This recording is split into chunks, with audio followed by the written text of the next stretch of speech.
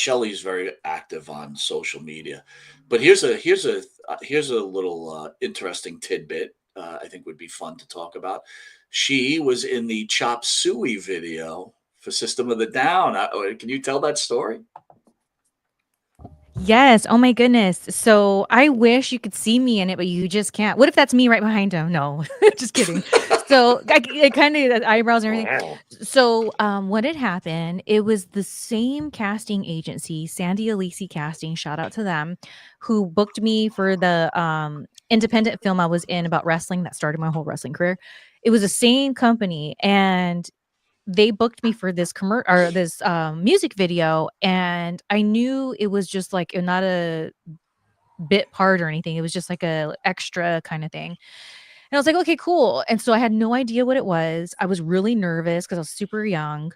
And I took my little sister with me. And I go up into the Hollywood freaking canyons, and there's this abandoned hotel. And I'm like, what is going on? Are we gonna die? Like, it was so creepy. And then I pull up and I see all these people. I'm like, okay, I guess this is where we're supposed to be. It was at some weird hotel that looked abandoned, but I don't know. We were there, and they gave us all the black t-shirts and System at the time. That's when Toxicity had just came out, Hmm. and the album had just come out, but Chop Suey was the single, and it was barely getting played on the radio. Yeah, that's how new it was when we were recording or filming the video. And System of the Down, in between takes, when there's a lot of downtime, literally played the entire album for us. Like, they were like, okay, this is another one that's on it. Like, we were at a concert. It was so crazy because I was like, oh my gosh, I was already a System fan. So to me, I was like, wait, this is a System of a Down video? Like, wait, what? And so I was just like, holy crap, like this is happening. And it's so crazy because this was before I became a cannabis user. And I just remember one moment like that stands out is there was a room and the door opened and there was all this smoke came out, and then Shavo came out and he was like smiling, and I was like, what is going on here? Like, this is wild. It's like a dream. And at the time I had a crush on Darren, and I remember I tried to hook up with him. I was trying to hook up with him, dude. And it's funny because one of the music executives pulled me aside. They were like, well, he has a girlfriend, but, and they were trying to like pimp me out or whatever. But it's funny. I won't say which one, but years later, I ended up hooking up with another band member. But that's besides the point. But yeah, dude, it was really crazy. And just like that intimate setting in this creepy hotel, and they were telling, it was just like like a show telling stories. We used to be down there, Sunset Boulevard, and like it was like a completely wild scenario. We were there for like 12 hours. The band was out most of the time during the shoot of it, so that's really not something that happens often. Usually the band or the talent, they're away from the extras or the other actors, if there's other actors, whatever. So it's so crazy to me how influential that album was to me, still is, and how later on down the line, the scenario that happened when I hooked up with another band member, it just like all kind of is like a full circle weird thing. And I have Sandy Alisi Casting to thank for these memories. What do you get paid for something like that? It was like $100 for 12 hours. Yeah, yeah. Those I cheap was, bastards. I'm actually going to be in a Spielberg movie, right, Jimmy? I shot it in February. I got paid a grand total of $86.48 for like 10 Mike, hours. Sounds you know, about right. Sounds about right. you know what I'm laughing about? I'm like, it's just amazing how things sometimes work for people. She's telling this incredible story about how she comes across System of the Down, and then later on, System of the Going Down. Forgive me, uh, but I'm thinking about it. I've been a musician my whole fucking life. You know what my highlight is? Running into people when I worked in a lab, and Eric Bloom from Blue Oyster Cult brought me his piss cup. Went. It's like, oh my god! I mean, I had a couple of highlights, but I can't say I had any, hookups with famous band people. Jeez, Well, nice highlight. a hot chick, especially then, young, running around, Oh yeah. all innocent, not knowing what, with stars in my eyes, and just like, oh my gosh, like, and it wasn't like I was never one of these girls that was like, "Oh, just because 'cause you're famous, like, da da da." It was like, I had to be drawn to you. Then the creep level came out. Like, Right. it has you have Right. to have a little something, like some kind of thing, like substance to you or energy in the vibe. Right. So I feel because of that, that's why I got so many opportunities to be invited to exclusive situations, like whether it's invited to this party or getting booked on something that because people knew. I remember the night I hooked up or I got the number of one of the System of a Down guys. We were going to a Danzig concert and I was in this limo with a Dancing. bunch of girls and these dudes and one of the dudes was one of my friends. Shout out Dougie, and they were always like roadies for bands and stuff like that. So I remember when we were in the limo, Dougie looks at me and he's like looking around all these girls. We're all drinking champagne. And he goes, "You know what, Shelly? You know what the difference is about you? I could take you anywhere. Like I could literally take you anywhere and have you in front of everyone. And like I would never get embarrassed." He's like, "Look at these girls." And then to me, I'm like, they're having fun, like whatever. And that's when I realized, oh, that's why I get invited to go backstage or go to dinners or to do these different things that are like group things, not just like dudes hitting on me, but like I was always invited to these cool opportunities because I wasn't out there just being like, "Oh my god, like I want to F you." It was Right. like, that just wasn't it. It was like if I am drawn, I'm drawn. And like I said, that's when the creep level would go would turn on. But um it's just so interesting, all of the stories that I have and the experiences. That's why I am the way I am. And that's why going into when I went into the wrestling business, I had that kind of like attitude that rubbed people wrong because I was already, I don't want to say groomed because that sounds like negative, but not in a negative way. But I was already being groomed on how the entertainment business works when I was out here running Mm, around. You know what I mean? mm. And so that's why I was the way I was. It wasn't that I thought that I was like better than anyone or like But whatever. It was just like, dude, I already know the deal. I know how to survive in but this. you know what I find funny about it? It's not funny, but it actually tells the type of person you are. Because when you were first on our first time not on together, you spoke about the guy from Entourage who was kind of trying to make you do something for some money, right? Right. And you refused. I think, would it be fair to say you're the type of person that has no problem doing it as long as it's on your terms and it's what you want to do? Absolutely. And that's why like in wrestling when I saw like shady things going down, like people with their little hookups and this and that, I was always like, dude, whatever. That's on you. It's if as long as no one's getting hurt and like every like that whatever, do what you got to do. And that's just always been my vibe is like do what I want. Going back to Courtney Love, do what I want on my terms. I remember Courtney Love, she did, I think it was one of the VH1 things. She says, do what you want on your terms. And I've always adopted that with whatever it is. And I think that's why I have cool stories. And I also think that's why I got cocked blocked from a lot of opportunities and situations or whatever too. But that's fine because I feel like when I miss out on things because of it, that's just God's way of protecting me from Mm, things that I don't need to be around any damn way. sure. So settle this one. I know we're going to do a little wrestling talk, some other stuff, but settle this one. Jimmy and I, a couple of weeks ago, were talking about, you're a rocker, he's a rocker, I'm a rocker, but I have a pretty diverse catalog of music, right? Myself. And I'm not saying Jimmy doesn't, but Jimmy did tell me a couple of weeks ago that he did think that rap was crap. And I was like, you know what? When Shelly comes on, I'm going to have her defend this because you know what? I think I love rap. I just have one thing to say about that. I am a nightmare walking, psychopath talking, king of my jungle, just a gangster, stalking the life like a firecracker, quick as my views. Vendetta, the death pack, the colors I choose, red and blues, cousin bloods. It just don't matter, sucker, die for your life with a shotgun, scatter colors. The gangs in LA, we never die, just multiply colors. Oof. Jimmy, what do you got to say about that, big guy? Music is not about talking; it's about playing. And if you're just talking, then I'm just saying that you ain't not rocking. Then you can suck my. Hey, how you doing there, folks? Oh, man. But while I Ice-T kept it saying clean. all that, there is music going on in the back, and it's Of course. making you, it's No, drawing of you in. course. You're like, Of yeah, course. dude, I am a nightmare walking psychopath talking. You know? Get the Like if metal I was to guitar to say to that. you, Jimmy, Eminem, what are your thoughts of Eminem?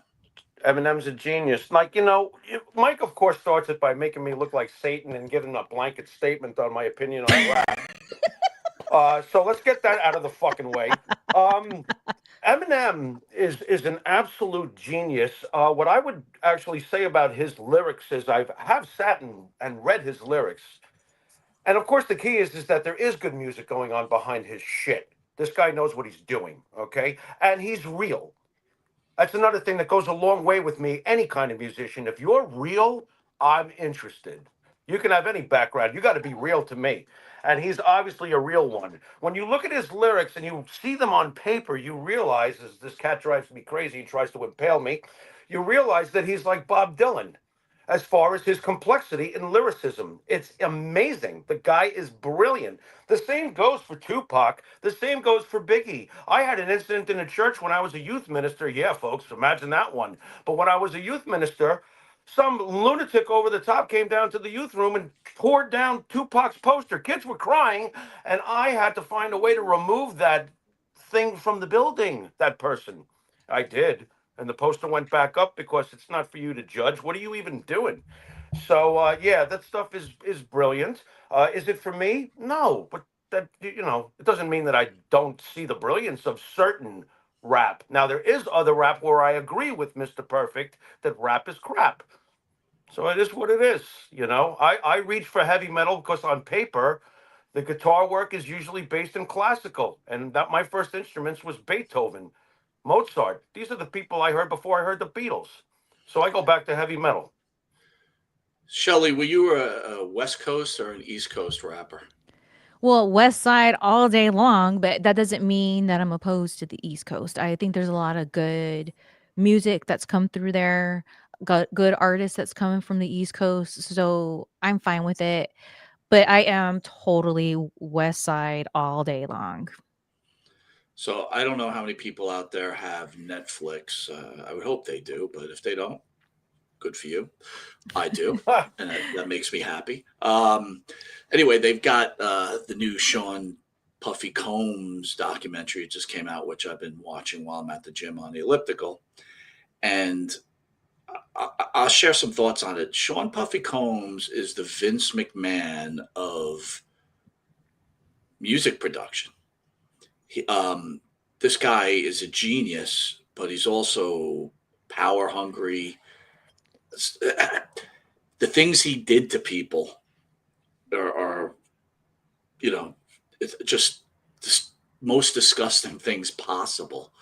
But I found myself being drawn into this guy with, like, what you talked about right at the beginning of the show about people that come into the room that draw the. I'm watching this guy and I'm like, this guy is a genius. And I felt myself respecting him. What's wrong with me? That's him. I used to go to some Playboy Mansion parties that he would throw, and dude, like, he is a vibe too, you know what I mean? It's like that him and Gene, what I feel they both have in common is they feel no one can take them down, in their own different ways. I think Puffy is on a different level, don't get me wrong, but that's part of, I feel, that confidence they have is they feel untouchable. And with P. Diddy, it sucks because, like, dude, he's not the only one. That's how this town is ran, dude. And what makes him different from a lot of the other people that are out here doing the same things probably right now Mm. is, like you're saying, he was like the Vince McMahon of it. It's not like he was just a player. He was pulling the strings and had puppets for him while he's just sitting there going like this and laughing and whatever. And it's great. It sucks when, and it's just the way it effing goes when you have people that change things. Like Vince McMahon changed professional wrestling. P. Diddy has done so much in music that, like, he's changed music in a sense, at least in that genre. So, like, you have these people who, like, doing these huge things in these markets, creating jobs, like, the whole 9 yards, and then they're just doing these vile, disgusting things, and it's just, like, I think it just goes to maybe it's just never enough. At one point, this, and this was enough, and that's just not enough anymore, and that power and, like, how it can feed into, like, with money and fame and it's just it's such a I got a it's like tricky being I got go a ahead. tricky question for you then. Let's say that you ended up with the power of a Vince McMahon or a P. Diddy. Do you think you would succumb to that same kind of, lack of a better term, evilness or power, I don't know, power hungriness? I don't know what the word is. Jimmy, help me out. Do you think Shelly Martinez would succumb to that same kind of behavior? Hell no. And the thing is, I would never even be on the level of these people because they're around people who are they're normalizing all of this because that just comes with all of that. You get to a certain point in society, especially when it comes to when you're doing something in media. It's just I try not to talk about this because I don't want to get in trouble or whatever, but it's just like I would never even be presented that situation because I'm just not willing to go through all the things you need to go through to even get to that point, if that makes sense. So, like, that's the difference between me and those types of people. And look, everyone has their price. I'm not here to judge and be like, oh, I'm so great. I wouldn't do that. No, I know where my limit is. And these people, Vince McMahon, P. Diddy, they did vile, disgusting things to people. But at the same time, it's like they felt it was worth it, I guess, or Mm. that it's worth it. And so I just don't relate on that vibe at all. So there's just no way I could even be in that position because you just have to be a certain type of person to be in that, if that makes sense. Or maybe not. Maybe it sounds like I'm rambling, but it's just I don't want to say too much. No, I hear you, but can you respect a person or idolize them and also be disgusted by them at the same time? Yes, because take okay, this goes back to I think was it the first time I came on? Did we talk about the Janelle? We talked about the Janelle Yes, Grant we stuff. did. Okay, so it's just the same thing. It's like, yeah, all that stuff is horrible. Yes, disgusting. But look, the girl, it wasn't just one time. She continued to go through with this arrangement she had with Vince, right? So it's like, how can you really judge him when that's like their business? That's between those two people. It has nothing to do with the wrestling business. Him doing stuff to Janelle Grant and whatever else doesn't affect his product. You know what I mean? So you can't take away from him that he's done all these things for the world of professional wrestling and created jobs and stars and this, and this opportunities, crossbreeding with media. You can't take that away from the man just because he does shitty things in his personal life. Now, P. Diddy, it's on a whole other level. Let's not get that confused, okay? These allegations and things like that. Mm. But you still find yourself like when you're saying you watch it and you feel like, oh man, like I kind of like I'm respecting him. It's like, well, yeah, because he's done things. It's not like he's some douchebag running around that's all rich and doing all these things. You know what I mean? Like you have people like that out here. They're just rich douchebags that have like family money or something. Like he did stuff. He created content. He created jobs. He created stars. He changed things in his game. You can't take that away. There's other people that can't say that you know what I'm saying? Like you can't compare it. It's like you have to You have to respect it. You have to respect he started from nothing and created this, he networked himself, he met some people, he worked it out with them, and bam.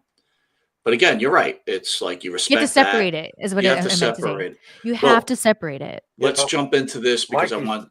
Go ahead, Jimmy. Yeah, you said something interesting when you triggered this whole conversation. You asked Shelly, "What is wrong with me that I'm drawn to this man?" And then you said something interesting later about like idolizing. Now, I want to make something clear. You almost answered your own question you've been asking me for the longest time about Charlie Manson. Now, when Charlie Manson obviously had an aura, and you always ask me, why do you like Charlie Manson? I'm like, I don't like Charlie Manson. I'm fascinated by Charlie Manson. There's a difference. So I guess, Mike, what I'm asking you is are you just fascinated? Monte and the Pharaoh proudly present Wrestling Remembered. Where are they now? Lee Cole III. Years after Lee's teeth were defeated by plaque, he successfully avenged this loss and bought his 100,000 viewers YouTube plaque to show who's the boss. He's milked his brother and Vince to death and now just reposts others' videos due to a lack of creativity. Paul Roma. After this former young stallion became the worst member of one of the greatest factions in wrestling, he seemed to disappear from wrestling radar. Unfortunately, he resurfaced with his own podcast, and just like during his wrestling career, no one is tuning in. Benny Scalia. Benny has been struggling for relevance since his devastating termination from the Monte and the Pharaoh channel. He continues to try to gain relevance and at this rate may crack 200 subs by the summer of 2027. The programming on his new channel is so bad that his own teeth choose not to make an appearance. Hannibal. After exhausting every effort to blame everyone else for his failed pro wrestling career, Hannibal finally found semi-success as a YouTuber. There he continues his low IQ interview and reporting style. I heard recently he got lost trying to go up the wrong side of an escalator and had to have medical intervention to find his way back. In his own monotone words, "These AI sidewalks don't work right." You've been watching Wrestling Remembered only on the Monte and the Pharaoh channel. Couple things I want to cover, Jimmy. Yeah. 500 level has now improved on the M&P code. Now go to MP30 for 30% off. Jimmy, I got to tell you something, right? I was at the beach again, 500 level. If you guys haven't looked at the shirts, right, go to the website. It's incredible. And I got to be honest, right? So it was a little chilly today. I brought the dogs to the beach. I was off work for the Jewish holidays, today. right? It was wasn't cold, yeah. but Well, I have from 500 level, I have a Roman Reigns sweatshirt. Now, usually sweatshirts are not always the nicest fabric, unless I'm into really nice fabric because I just don't like things up against my skin. So usually I'll get thinner type of shirts, but this is a heavy sweatshirt. The fabric, unbelievable. And you're going to get a deal at 30% off, Jimmy. I mean, my God, it's a no-brainer, guys. I am telling you, once you get one shirt from them, you'll get 50. I guarantee it. And they've got all the sports. Yeah, dude, tell me what you think of it, Jimmy. They're so comfortable. I got to get a long sleeve now. I'm telling you, I got to, because it was chilly today, especially for a guy who's been in Panama City Beach the last 2 years. It was chilly today, and I love the material. It's so silky. Is that the right word for it? I don't know. No, absolutely. Absolutely, dude. It's so comfortable. So, yeah, I got to get myself some leveled long sleeves. That's for sure. 30%. And again, off, it doesn't, they got plenty of wrestling stuff. They got baseball stuff. They've got football. They got everything, dude. MMA. They got it all, man. And I'm telling you, it's very high quality. Again, 500 level code MP30, 30% off. So if a t-shirt costs you $20, what's 30% off on $20, dude? It's enough. 10 plus another 20% tacked on top. Not much. It's a steal. It's a steal. I agree. I want to remind everybody too, the Monte The Pharaoh show, hit the QR code, be willing to check out our shows on YouTube, where we got almost 24,000 subscribers. Go to our Facebook page where we're approaching 27,000 subscribers. And again, if you feel like donating to the show, please go to the Monte The Pharaoh webpage, hit donate. Helps us bring in more guests. Trying to entertain Jim. We've got the big event coming up, so a lot of good stuff happening right now.